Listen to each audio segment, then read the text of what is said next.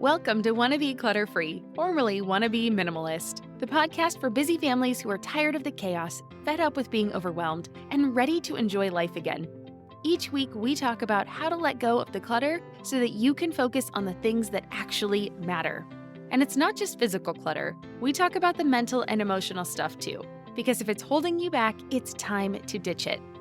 I share what I've done in my own life to declutter, organize, and calm the chaos, but you won't just hear it from me. There are amazing guests too. It's practical, doable, and simple for those of us that want to be clutter-free. You're listening to Wannabe Clutter Free, formerly Wannabe Minimalist, with Deanna Yates, episode number 159. On today's episode, I'm chatting with Dr. Michaela Bucchianeri about how to declutter when you are in a step-family relationship. After all, decluttering is hard enough when it is just ourselves.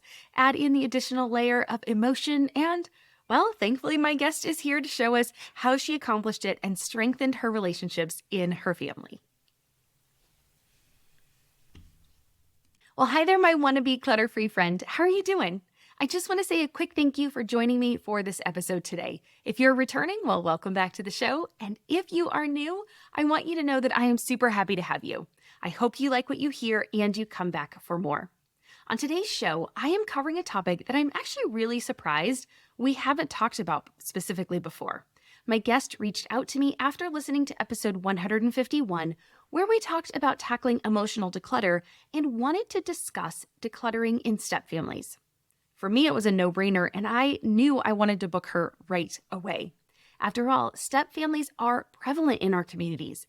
An estimated 42% of adults have had or have a step relationship of some kind, and it's becoming increasingly so, right? Yet so much of the guidance aimed at parents and families is filtered through a first family lens, and I am totally guilty of this. And this understandably leaves a massive segment of the population that is under-equipped to navigate an additional layer of complexity of everyday household challenges. So thankfully, my expert this week is going to help us with just that. Dr. Michaela Bucchianeri is a clinical psychologist, speaker, and coach living in the Twin Cities, Minnesota, with her husband and two stepsons. Blending the science of psychology and the art of stepmomming, Michaela helps women in their unique role to create a stepmom identity that is all their own. This is so that they can worry less, shift their energy to whatever lights them up, and start having way more fun. I am super on board with this. Through her work, she has witnessed firsthand the stress and anxiety caused by managing clutter in a stepfamily environment. And in her own 10-plus years as a stepmom, she said she knows all too well how surprising and sensitive decluttering decisions and conversations can be. It is a great conversation, and Michaela was so wonderful to chat with. You are in for a treat of a conversation about thoughtful decluttering as a stepmom. But before we dive in, I would love to ask just a quick favor from you. Could you please take a moment and rate and review this show? You can do it right now in the app that you are using to listen to this episode. If you're listening on Spotify, you can actually leave a comment just like you would on a blog post. And if you're listening on Apple, you can actually leave me a review. And this week, I'm trying something a little new since I do actually record all of my guest interviews in audio and video format. I am recording this in video, this intro right now on video. So I'm actually going to try to post it on YouTube so you can come over there and leave a review there as well. I did actually receive some lovely reviews this week, but this one stood out to me and I wanted to share it. So Danny82 said, and I quote, "Fantastic tips and information for anyone, but especially as a mama of three in a world of chaos. Deanna has a way of baby stepping you into helping to find peace among the overwhelm. There is such a wide variety of topics covered. It's not just decluttering the rooms of your home. There's ways to live more sustainable, mental health, sleep health, skincare and products, wardrobe, parenting, so many gold nuggets. And her voice is so calming. I could listen to her speak for hours, and I have." End quote. Well, Danny82, thank you so much for your really very kind review. You have no idea how happy I am to hear that I am helping you on your journey. I really appreciate you taking the time to leave such a thoughtful review, and I wish you all the best as you get clutter-free. And if you are listening and you think, I should do that too, well then head to the rating section in your app and leave me a review. And one more thing to mention just before we get into the episode, I promise I'll make this quick.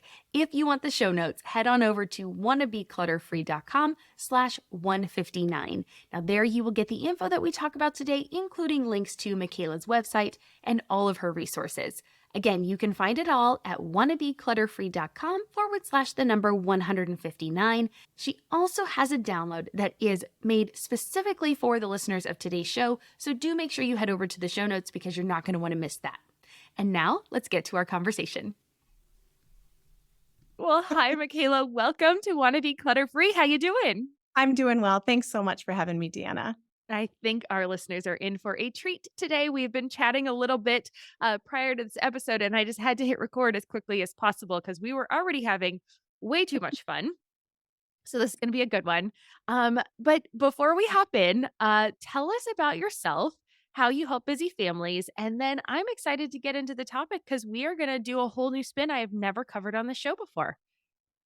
I'm so excited to be here. I am a clinical psychologist turned coach, and I specialize in supporting stepmoms who are stressed and overwhelmed so that they can start worrying less and have way more fun on their own and with their families. My own stepmom story began when I met a divorced dad of two little boys. They were 3 and 5 when I came into their lives, and they're about to turn 15 and 17 this summer. So we've been together over a decade now. So I'm delighted to be here and be able to share from that perspective. Well, I'm excited. And you reached out to me after Krista's episode where we were talking about sentimental clutter. And you just had this really great idea about coming at it from a step family perspective. And I had never had that on the show. It's not a world that I am in. And so I am just really excited to talk with you about that because, with the statistics being that around 50% of marriages end in divorce, I think everybody has heard that one. Inevitably, that's going to lead to a lot of step or blended families. And so we'll talk about that a little bit. But can you know, just let's talk about that. What is this perspective of decluttering from a step family perspective? And of course, that's going to be tricky. It's tricky in what's the term I'm supposed to even use? Nuclear family? Is that the word? So it's a great question. The vocabulary is ever evolving, Yes. but one that I like to use is first family. I know it First sounds very family. There it we sounds go. very presidential, but Sure. that's helpful Very because it can regal. it gets very tricky with the terminology just Yeah. because like first families, there are so many different flavors of step family. It can be influenced by factors like how you came together, the ages of the kids when you came Yeah. together, whether the stepmom had children from a previous relationship that she's bringing to that family, whether she, like me, is child free or childless. All kinds of different factors can Right. influence it. And I don't have to tell you or your audience that clutter is just one manifestation of the stuff that we carry around, Mhm. emotional stuff, mental stuff. And so even what I have experienced and what I've seen in my work with stepmoms is that even step families with the very best of intentions and the most intentionality in how they're approaching this are often quite surprised by just how complex these situations Yeah. can be. And clutter is one area where they really have to confront it in a practical way. Well, that makes sense. I mean, because even from my perspective as a first family, right? The child that my husband and I have born is a lot of me, it's a lot of him, but then we also bring a lot of baggage to to all of it, to raising her, to our stuff, to all of that kind of stuff. So again, we've got families, it's like a domino or kind of like this like big web where everything's interconnected. And yet it's really hard to even know because you're so ingrained in it. You don't even realize as the person who has these thoughts and feelings that your thoughts and feelings may not be the same as other people's thoughts and feelings. And so, yeah, this is really fascinating. So, let's talk about this a little bit. I don't know how you want to start. If you want to start with your story or if you want to talk about kind of mindsets around clutter and how you've seen that in your family, where do you want to start? Let's go from there. Thanks. I think, well, with my big disclaimer out of the way that like there's no one type Yeah, of step family, I think maybe what I'll do is start with kind of a few general truths about most love it. step families. And then as we talk, I can just pepper in, parts of my story along the way as it makes sense. But Great. in general, y you've already kind of teed this up perfectly. There are within one step family lots of what we could consider subfamilies. So what I mean by that is, even taking the example, let's set aside the step families where the stepmom comes to the relationship with kids of her own. Let's just think about a stepmom joining a partner with kids.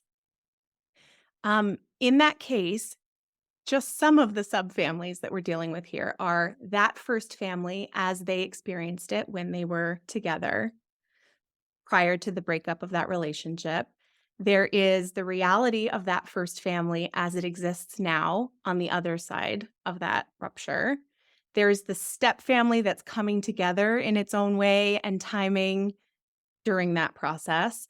And there's whatever the step family will go on to be. So right there, that's four different dimensions. And then when we factor in the fact that, as you've said, each member of the family has their own lens through which they're experiencing all of this, it gets Mhm. very complex very quickly. And so when we look at a practical domain like decluttering, we can see, boy, there's a lot of moving parts here. And so there's this additional layer of complexity on top of what is already, decluttering is already complex enough, as we Yeah, know. yeah. Something else to think about in light of the subfamily reality is that in general, we do well, we being stepmoms, but also every member of the family, to approach it with a healthy respect and curiosity. And an analogy that I like to use, and this is perfect for you given your family's travel history, I like to liken it to the same respect with which you'd approach a new country or a new culture. You don't just come in and impose your own perspectives and expectations and beliefs and norms. You're probably going to start actually by not doing a whole heck of a lot at all. You're going to be wandering around, observing, taking it all in. And that is how you're going to gain a healthy appreciation for the history that's gone before, the traditions, a lot of the norms and values, some of the vocabulary that might be used, the way language is used. All of that cannot be rushed. And so that's one of the kind of rude awakenings I think that many families have is on the one hand, you've got this practical, like, we got to clean house. We have to make order out of our physical space. But there's also this awareness that, like, we cannot rush this because it's delicate. Mhm. I like that. I really like that analogy of it is like taking a trip and just observing like what is already there and not coming at it from because when you travel, right, you come at things from a curiosity perspective. Yes. You think of like, oh, how fascinating, right? There's a fascination versus I have to fix this. And I think just even that little shift, I mean, we could even just use that into our own lives, even those of us that are in first families that aren't in step families. Like, Just if as you think about people. it from that perspective, if you are new to decluttering and you have a kiddo and you are trying something totally different, maybe if we look at it from that perspective of, all right, let's be fascinated by what have we done before in the past or what Yes. how are these things? What are people really attached to? And knowing again that everybody has their own perspective, their own feelings, their own sense of what they feel is most important to them. Oh, I love that idea. That's a really fun Absolutely. analogy. Yeah, I thought it's so helpful, and it is one of those things that sounds so simple, harder to put into practice, of Oh, for course. We're sure. creatures of habit. We're inherently self-focused, right? But I think in your conversation with Krista St. Germain and talking Yeah. about the emotions that come up around grief and loss and as it relates to our clutter, like, I love the perspective that you discussed with her about, an emotion is not a problem to be fixed. Mm, And so you just touched on that so just good. now that if we can just adopt a healthy curiosity, we are not having to make a judgment one way or the other about what we're observing. We're just Right. taking it in and we're eyes open. And that's really Yeah. all you have to do and all you really can do at the start, I would Yeah. argue. Open heart, open mind. Yeah. Just kind of Exactly. being there and being and just saying like, "All right, well, let's figure this out together." Right? Yes. Because you're all in this together. And so if you can figure it out together, it will just create stronger bonds, I think. So, all right. So we've kind of talked about shifting our mindset. Well, maybe let's talk about that. Maybe our attitude toward clutter. Is there, what have you seen in the past that has worked? Kind of how people view clutter. Obviously, this is one of the biggest questions I get from every family is like, I want it this way. Other people want it this way. Like, ugh. Let's just start like just talk about that attitudes about clutter. Do you ever find yourself staring into your closet, feeling like you've got tons of clothes but nothing to wear? Well, I've discovered a fabulous solution that's perfect for us busy women. Armoire. Armoire offers high quality, unique brands tailored just for you. All it takes is a quick 5-minute style quiz, and voila, you get a personalized closet from which to choose. The best part, these stylish outfits are delivered straight to your door in just a couple of days. I just returned from a podcast conference, and Armoire saved the day when it came down to what to wear. I wore these super cute wide leg jeans from Paige to the day portion of the conference, and that night I wore cropped wide leg vegan leather pants and an asymmetrical striped sweater. I got compliments all night and had people mentioning my outfit the next day. Then I was able to simply send it back for something new. No clutter, no fuss, no special laundry. And it's not just about looking good, it's about feeling good too. Armoire is all about sustainable fashion, so you can stay trendy without the waste. Plus, it's women-founded and led, supporting women designers and aligning perfectly with our values of empowerment and community. Right now, my listeners can give Armoire a try and get up to 50% off their first month. That's up to $125 off. Just visit armoire.style/wanna. That's armoire.style, ARMOIRE.style/wanna to get up to 50% off your first month. And never worry about what to wear again. Try Armoire today. Hey everyone, today I want to talk to you about something that's helping me show up as my best self. Hormone harmony. For any woman navigating the ups and downs of hormonal change, whether you're in your 20s or past 40, this is something you'll want to hear about. I started taking hormone harmony because lately I've been feeling off balance, I was snacking more, feeling sluggish, and just not like myself. I was pretty flat. And that's when I found hormone harmony. It's been a game changer. It's not only for those of us that might be hitting perimenopause, but for any woman who feels like their hormones could be more in sync. Did you know a bottle of Hormone Harmony is sold every 24 seconds? Yep, it's that popular. And it's not hard to see why. This wonderful supplement is packed with adaptogens. These are science-backed herbal extracts that help your body adapt to stress and minimize those annoying hormonal fluctuations. So whether it's hot flashes, night sweats, mood swings, or just feeling perpetually tired, Hormone Harmony addresses all of these symptoms gently and effectively. And for those navigating the tricky waters of perimenopause, it is nothing short of a lifesaver. The company behind Hormone Harmony, Happy Mammoth, is all about making women's health simpler and safer. Their products are sugar-free, gluten-free, dairy-free, non-GMO, and third-party tested to ensure the highest quality. And the best part? Women are reporting they feel like themselves again. If you're ready to start feeling like yourself again, I've got great news. For a limited time, you can get 15% off your entire first order at happymammoth.com. Just use the code WANNA at checkout. That's happymammoth.com with the code WANNA, WANNA, for 15% off your first order. Don't miss out on this incredible offer.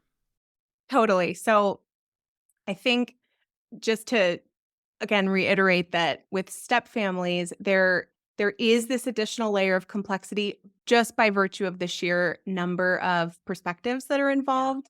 And there is also, I mean, I'd be remiss if I didn't call out the fact there is unfortunately quite a significant gap still between the pressures and the demands, the challenges really that step families are experiencing right now Mm. and the resources that are available to support them. And so on a practical level, what ends up happening is that a lot of stepmoms, for example, will, okay, I've got a home now with other people that I need to have a role in managing our stuff. What does that look like?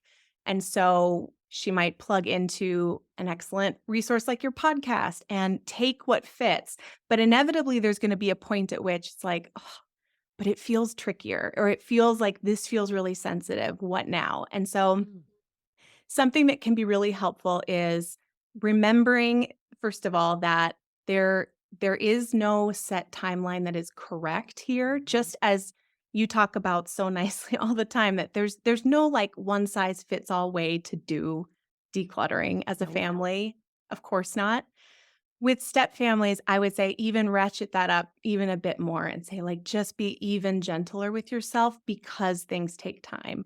There's Mhm. emotional residue, physical remnants of the ending that happened with that first family. And so being able to be sensitive, yes, to the experiences of the kids that are involved and your partner and any other members of the family, but also with yourself and recognize like this will happen and I have all the time I need. Like that's one little mantra I recommend. It's very simple, but just reiterating to yourself, I'm not on a clock here. There's no like deadline. And if I miss it, then I'm out of luck. You have Mhm.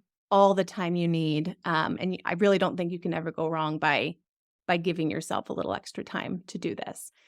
But as from a self-awareness perspective, because ultimately, frustratingly, we can only control ourselves. We can't like control other people's needs and values and all of that.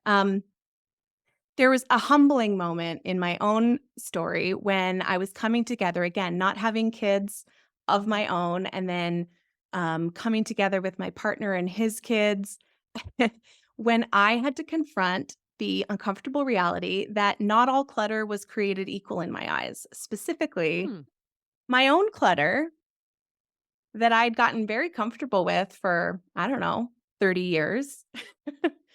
um, did not bug me in the same way that certain elements of other people's clutter around our house did. And again, like Mhm. I know there's parallels here with any family. Sure. I think just recognizing like, okay, I just need to be aware of that then because um it's not about it's not that now you have no say over the clutter in the common spaces of your home.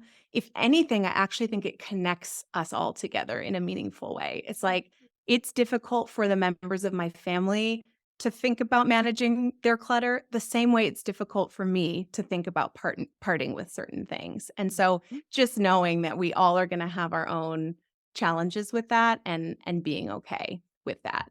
Another piece just as far as perspective about clutter that stepmoms in particular face is more so than any other member of a step family system, the stepmom, as we think about it as a role, there is immense ambiguity and confusion about what is expected of her. And so this means that even with seemingly straightforward decluttering tasks, it can bring up a lot of this kind of like one foot on the gas pedal, one foot on the brake, like, Mhm. ooh, and that's where, we come to this idea of overstepping. That's a big mixed message that, stepmoms experience and that I hear from a lot of stepmoms is, "Gosh, I'm expected to step up in all these practical ways and help with a lot of the day-to-day running of this family, but when it comes to kind of these invisible lines that I might not even be aware of, I've accidentally overstepped and that's not my place." And so there's just a lot of fear and worry around that for stepmoms. So that's something else to just be mindful of as you're navigating how you're managing your household stuff. Yeah. There's a couple of things I want to kind of circle back to as you were talking. It made me think of the different phases. Kids go through a lot of different phases. And you said you entered your stepchildren's life at 5 and 3, and now they are 15 and 17. And that's a big difference. There's a lot of different phases that go on in there. And so maybe one thing I might think of to help someone with decluttering is maybe wait to the next phase, right? Because you can start to then cull back before you even bring in, right? So you stop the clutter before it even enters the house. And so maybe you're not trying to push and get rid of things, but just as they outgrow that phase, they will naturally want to let go of those things and be more mindful of as you enter into the next phase as they go from maybe preschool to elementary school, there's going to be a shift there. And so just being cautious about what you bring in as they like the new things, right? As they get into Pokemon, well, we only have so many Pokemon cards. Here's a Pokemon card holder and we can fill up this card holder. And as those spaces are filled, you get to decide which Pokemon cards get to stay and which ones go, but this is the Pokemon card holder or whatever. That's the first thing that came to my mind when you I said love that kind of example. place. But just, like, keeping it really again, simple, easy, not these giant tectonic plate shifts, right? Mm. Like we don't have to have this huge change to start making progress as we go. And just having that moment of like, okay, this is a season. It's going to go ahead and it will pass. I don't have to, dig in so hard and just dig my heels in on this one thing and make this the hill I'm willing to die on. Just having that moment. I love that Good? so much. I Okay. love that perspective, and I think to piggyback on that a little bit, I think, um, it's a great reminder that sometimes when we're feeling boxed into 2 extremes, like, I Yeah, have the black option and the white option, for I sure. love hitting pause, stepping back, and just asking, again, getting curious, "What's a third option here?" And so this is a perfect example that oftentimes a stepmom specifically will find herself in a situation where, given all the ambiguity and uncertainty, it's not because she's a control freak so much as it's very human to want to wrangle order out of chaos. For And sure. so, um, decluttering the home is one domain where that can manifest. But that's one extreme where you come in like gangbusters and then you risk all kinds of, um, it just brings up more challenges in the future Yeah. then as far as just bonding with this family that's still coming together and coalescing.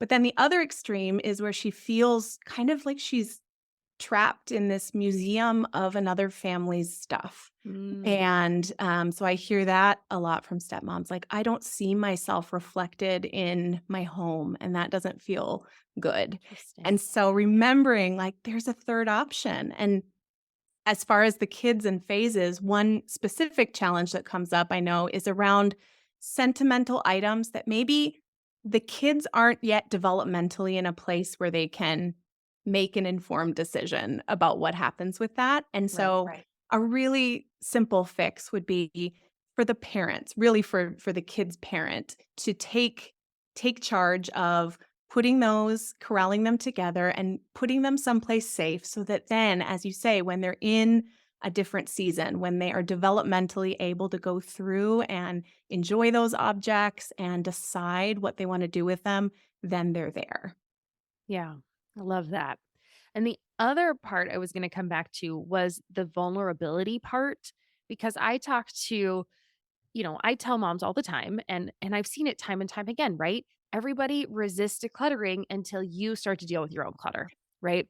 And so you come in and you have this moment of like, all right, this is what I'm doing and this is, and maybe you start talking about how it makes you feel and what it's like to get rid of it. And there is that moment of vulnerability. And I can see that being very difficult for a stepmom who's coming into a family who feels like, I actually need to, maybe I feel like I need to show this strong front, right? I need to show everybody. I feel like I need to show everybody that I have got it together. Mhm. And Mhm. sometimes it can be a little bit easier for a first mom maybe to say like, "Hey, I don't really know what I'm doing here either." Like, this Yes. is all new. So, is there a way that you help stepmoms kind of bridge that moment of like, you don't need to show that you have it all together. We're all human, we're all growing, we're all just doing the best we can. But yeah, how do we get that across to kids that we don't really want to, you know, how do we make ourselves feel seen and Yes. go through these vulnerability things, but still come out strong and feel like we've got it going, got it together? So, I excellent question, and as far as vulnerability goes, even with very little kids, kind of my blanket recommendation is as long as certain pieces are in place, meaning like as long as kids know that they are secure and that the adults have it more or less, like Yeah. the basics are taken care of, they're Yeah. safe, they know what to expect at home. Beyond that, it's perfectly okay, and I think a really healthy thing for kids to see the grown-ups, especially in parenting roles, speaking about their internal experience, speaking about their emotions. Again, that's why I think it's really helpful to be able to start by thinking about your own relationship to your stuff, because as you Mhm. said, you can model that. So in my case, I don't tend to have a lot of sentimental attachments to clutter except for paper.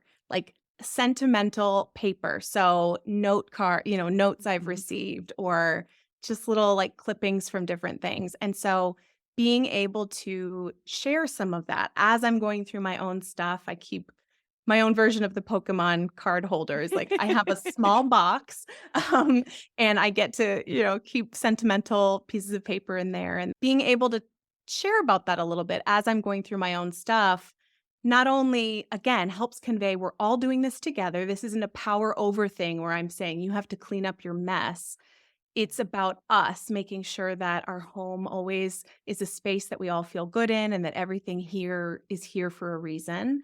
But it also just gives you an emotional vocabulary to talk about feelings, and that's going to serve you for Hmm. years to come. And so, in that way, I mean, I don't want to romanticize the practical challenges of decluttering, but I've really found it to be a springboard for so many really rich conversations for step families in particular. Well, and I think it's a really rich springboard for first families because Yeah. honestly, as you go through your things, a lot of these thoughts come up about why do I feel attached to these things? Is this because of something from my childhood? Like that, like I had this mentality that was passed down to me because of how my parents felt about their stuff. Or, um, I think there's just a lot of that conversation that comes through our stuff because our stuff really is just an emotional minefield. It really is. And I think that's really one of the reasons why people resist decluttering so much is because Yeah. they don't want to have to deal with it, right? There's already so much going on Very. in life. There really is. Life is hard. And especially in our modern age where things are supposed to be easier and yet they're so much more complicated. I think we forget about that. And I think we take that for granted that or just kind of gloss over the fact that, I get that things are supposed to be easier, but being connected 24/7 is actually a lot more complicated than when we got to unplug and not really worry about Isn't that the the truth? rest of the world or worry about what was happening at work or people couldn't get a hold of you if you left the house. Like, oh my gosh, I talked to our daughter about that. Like, how you could just leave the house. Like, you just left the Imagine that. house and no one knew where you were. And you had to like have a moment of where you were going to meet people. Like, we're going to meet at this time, at this place. They weren't there. You were on your own. Like, Yeah, you you just hoped they were okay. Yeah. yeah, life was just a little bit different, and for some things, it's a lot nicer to know where our daughter is at all times, Yes. right? Like, that gives me a moment of, um, just it's nice to know where she is. So there's a little Yeah. bit of a breath of like, but also it actually makes you a little bit nuttier. And so I think that there's that moment of all of that clutter, dealing with all of that stuff, that emotional stuff is for Yeah. everybody. And it just maybe is a little bit heightened in a step family where you're not sure what the background story is coming into it, right? And you Right. actually have that, which we didn't talk about. You have that fifth person in your case, because there were Yes. two kids and a husband, your new Yes. husband and you, Yes. and there was the mom. Yeah. Right? So there's that fifth person that you're dealing with who is you have to be careful because you don't want to talk badly about her. You're not trying No. to say anything bad about her or, you know, And I create will any say waves. Yeah, go into of that. overwhelming no, I'm so glad you bring that up. Overwhelmingly of the stepmoms that I work with and talk to, they know, like, they're that's a firm commitment that Yeah. they're not saying anything or doing anything, um, knowingly that would put the kids in a situation where they felt like they had to protect or defend or Choose. it's Yeah. choose it's difficult enough. They're in a situation that even if it is objectively calmer, healthier, in some Right. cases safer than the first family was, it is still a loss because it's their first family. And so Sure.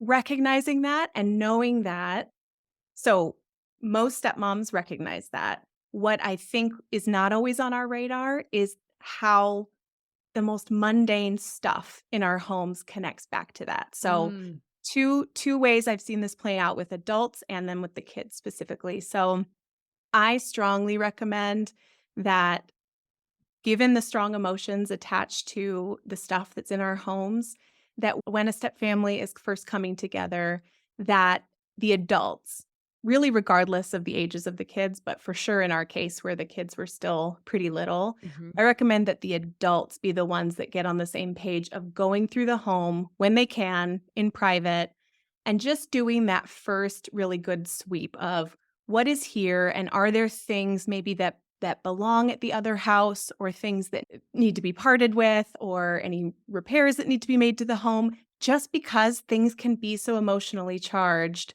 and you never really know. So many stepmoms are surprised by just how deep it goes. It's like, Mm. gosh, we were spackling over, holes in a wall, and suddenly my partner was launching into this story about a memory that triggered, for them. And I think, again, like, not to make it sound overly dramatic, but our homes carry scars of Oh, the families that live there, in any family. And so, given what you're saying, the sensitivity of those subfamilies, and knowing that even though the first family looks different, for the kids, that is still their first family. And so mhm. one way to respect that and also really get more done on a practical level is for the adults to spearhead kind of the initial taking inventory of the house. I'm Margaret. And I'm Amy. And together we host the podcast, What Fresh Hell? Laughing in the Face of Motherhood. Margaret, I would say you're sort of a where are my keys kind of mom. Correct. Sometimes a where are my kids kind of mom. Well, you're, Amy, more of a we were supposed to leave 35 seconds ago, mom. I mean, touche. In each episode of What Fresh Hell, we come at a topic from our usually completely opposite perspectives. I bring the research. And I bring kind of the gimlet eye. Like, is that research really going to work, people? And almost 10 million downloads later, we're still laughing. We also talk to experts in the parenting field, plus parents with stories we can all learn from. We make each other laugh, we challenge each other's assumptions, and we have what we think is the best parenting community on the internet. Check out What Fresh Hell? Laughing in the Face of Motherhood wherever you listen to podcasts.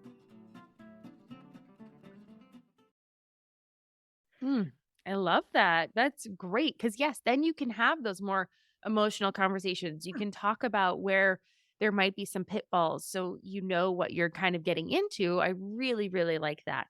Do you have any other practical tips for facilitating these decluttering conversations, maybe that are a little less emotionally charged Yes. to diffuse Yes. that?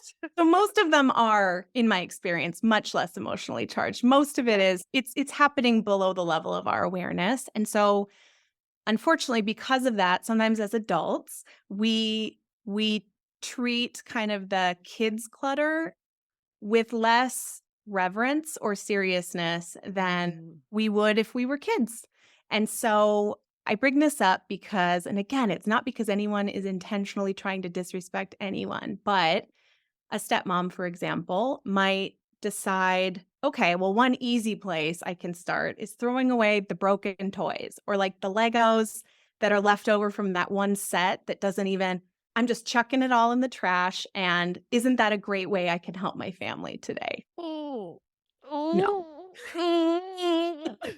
See, You can see me on this video. I'm like, like my body language has just tightened up. My shoulders are high. I'm like, oh no, oh no. So I want to turn it back to you, Deanna, and you Mhm. tell us from Oh, your expertise, just like high level, why that's not a good idea. And then I'll share my own perspective of why yeah. that's Well, not I have a very sensitive child too. So from the get go, like a rock she found on a right. sidewalk, she knows where it came from, what she was doing that day, who was with us. So I learned early on that what I saw as junk, she saw as treasures, right? So I think that from just that perspective alone of like the if you look at your kids' stuff, how you look at your entire home, right? There are things in your home that make no sense to no one else but you. Yes. Your kids' stuff is the same way.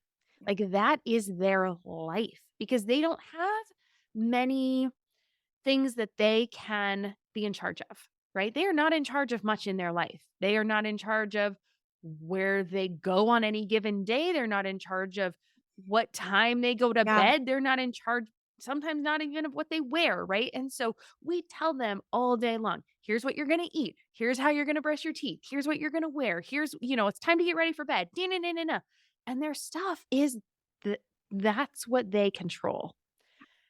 And so, yeah, absolutely. I am a big proponent of kids being involved in what they let go of. And that's why that stages, right? As you get to Yeah. different stages and you can be more intentional about what you bring in is so important to me, because that's where you can start that conversation, is on the in, like what's coming in versus it's going out. It's so much harder to let go of things than it is to stop them before you even have them.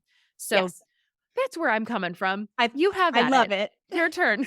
And I know your approach. I knew that that would be your message, and I love that message. I feel exactly the same way. I come to it, I came to it even though I was brand new to so many aspects of step family life.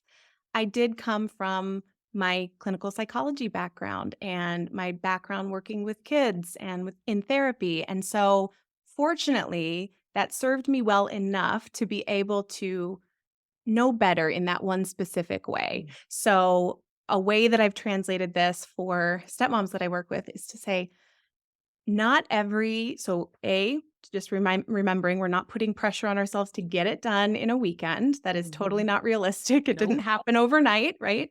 It's not going to get fixed overnight, but also not every instance of clutter is a problem to be solved.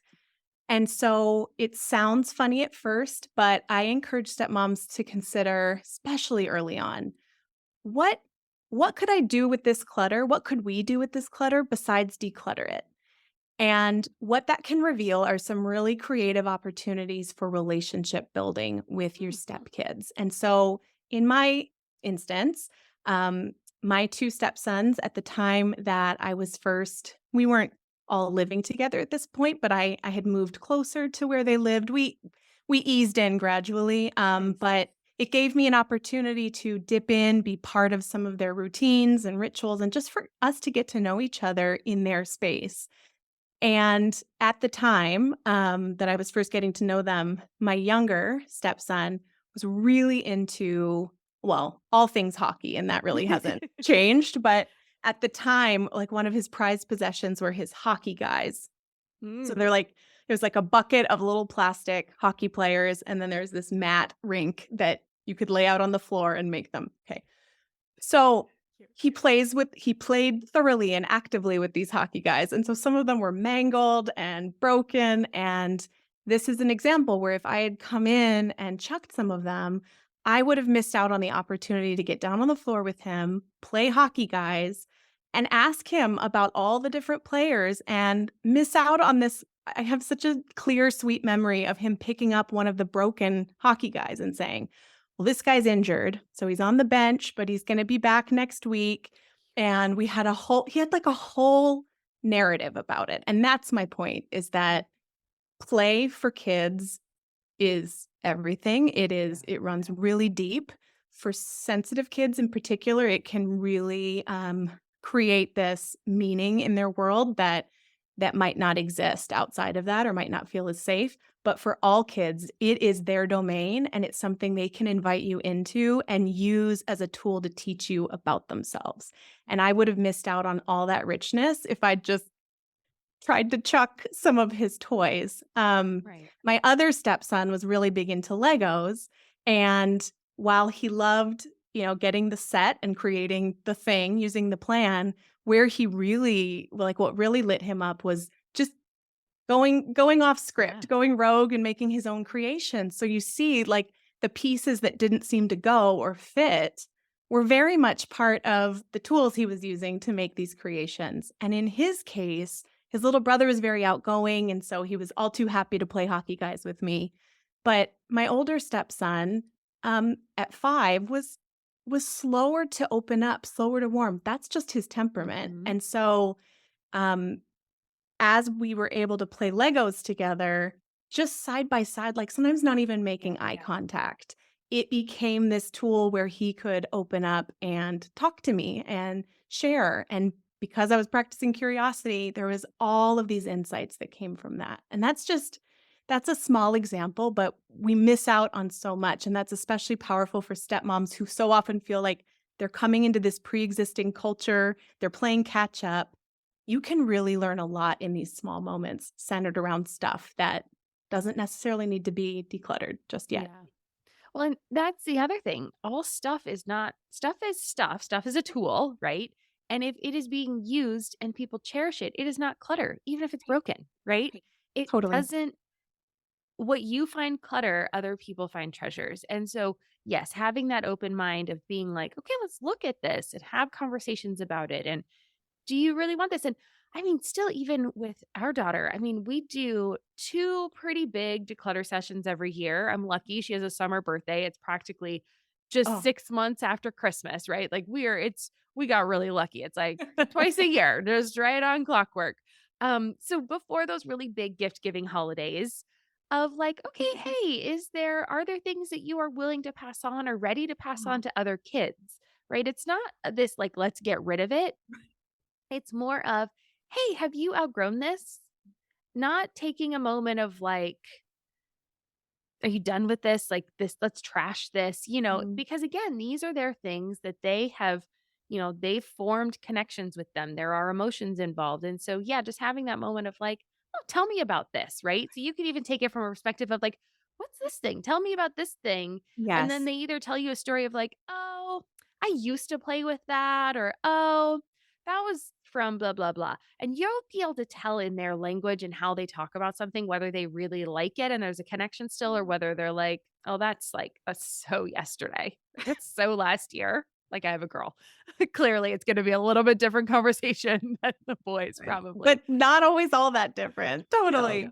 I know I love that because there's yeah, again, all these micro opportunities to connect. And I think Hmm. in our experience, sometimes those conversations go really smoothly where they'll offer up on a silver platter. I'm no Sure. longer into this.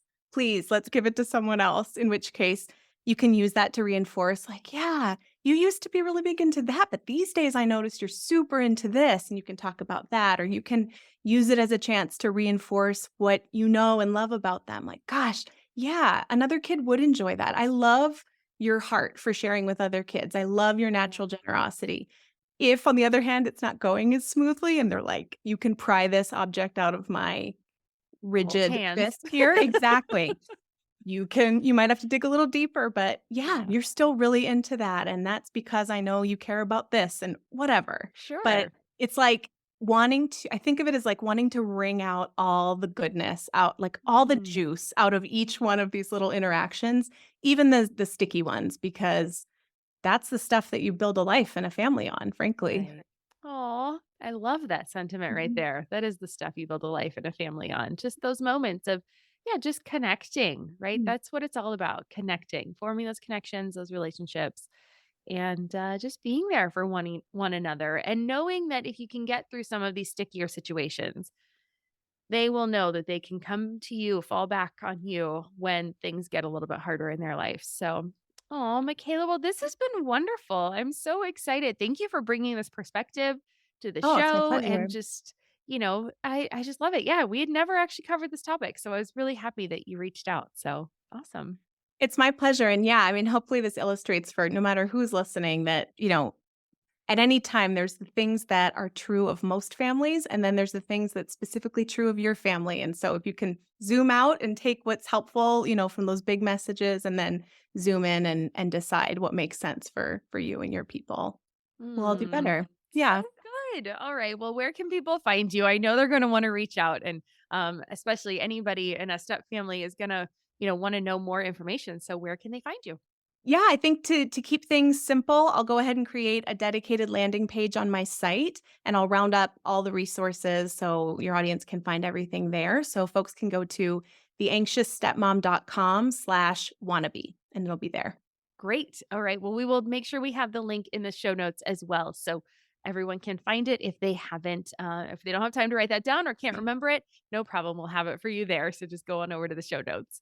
Thank you. Okay. So my favorite way to end every episode is with three rapid fire questions. I have tweaked them just slightly, but they're pretty much the same. But the first one is, what does clutter free mean to you?